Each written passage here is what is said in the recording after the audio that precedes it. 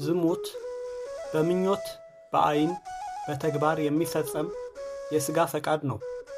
እግዚአብሔር የሥጋ ፈቃድን በጋብቻ ሕጋዊ ያደረገ ሲሆን ዝሙት ግን ከጋብቻ ውጭ የሚደረግ የራስ መንገድ ነው።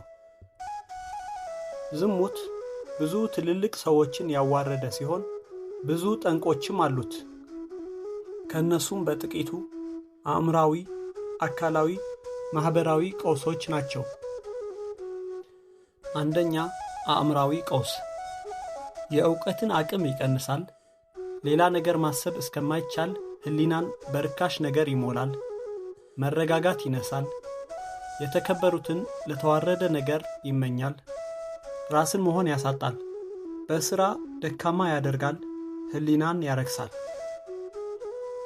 ሁለተኛ፣ ኢኮኖሚያዊ ቀውስ ዝሙት ለመጠጥ፣ ለሱስ አሳልፎ ይሰጣል። ለብቻው የማይሰራ አባባይ ኃጢአት በመሆኑ ገንዘብን ያባክናል።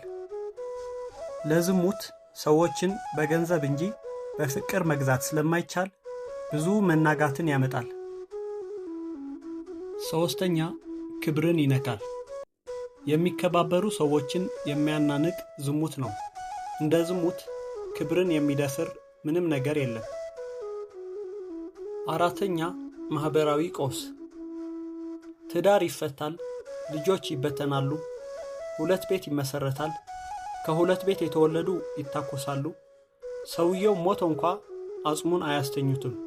በየፍርድ ቤቱ ስሙ ሲጠራ ይኖራል። በሥጋ ጨርሶ ሞቶም ሲወቀስ ይኖራል። አምስተኛ፣ ጤናን ይዋጋል። ብዙ የአባላዘር በሽታዎች መነሻቸው ዝሙት ነው። የአእምሮ ስንፈትን፣ መረባበሽን ሲያስከትል አንዳንድ በሽታዎች ልጆችን ሳይቀር የሚጎዱ ናቸው። በዚህ ምክንያት ትውልድን ይበድላል። የድብቅ ኃጢአት በመሆኑም ነፃነትን ያሳጣል። ሐዋርያው ጳውሎስ በአንደኛ ቆሮንቶስ ምዕራፍ 6 ቁጥር 16 ወይስ ከጋለሞታ ጋር የሚተባበር አንድ ሥጋ እንዲሆን አታውቁምን? ሁለቱ አንድ ሥጋ ይሆናሉ ተብለዋልና ይላል። አንድ መሆን ሁሉንም ነገር አብሮ መካፈል ነው። ከጋለሞታ ጋር የሚተባበር ሁለቱም አንድ ሥጋ ስለሚሆኑ ርግማን እንዲሁም ርኩስ መንፈስ ካለ አብረው ሊካፈሉ ይችላሉ። የማይረጋ ዘዋሪ ስለሚሆንም አንድ አይነት ጠባይ ይይዛሉ። ዝሙትን አስከፊ ከሚያደርገው ምክንያት አንዱ ይህ ነው። እንደሚመስለን ደርሶ መልስ አይደለም፣ ዕዳን መካፈልም ነው። ለዚህም ነው ሐዋርያው ጳውሎስ በዛው በአንደኛ ቆሮንቶስ ምዕራፍ 6 ቁጥር 18 ከዝሙት ሽሹ የሚለው። የሚያዳልጡ ስፍራዎች ጎበዞቹን ሳይቀር ይጥላሉ።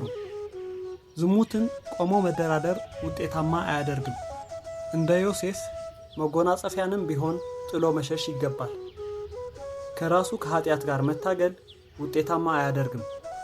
ወደ ኃጢአት ከሚያደርሱ ሁኔታዎች፣ ቦታዎች፣ ፊልሞች፣ ንባቦች መራቅ ይገባል።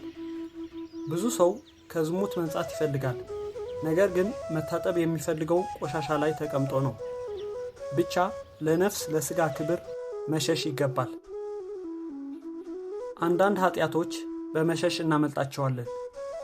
እግዚአብሔር የንጽሕናን ጌጥ ይደርብልን። አሜን።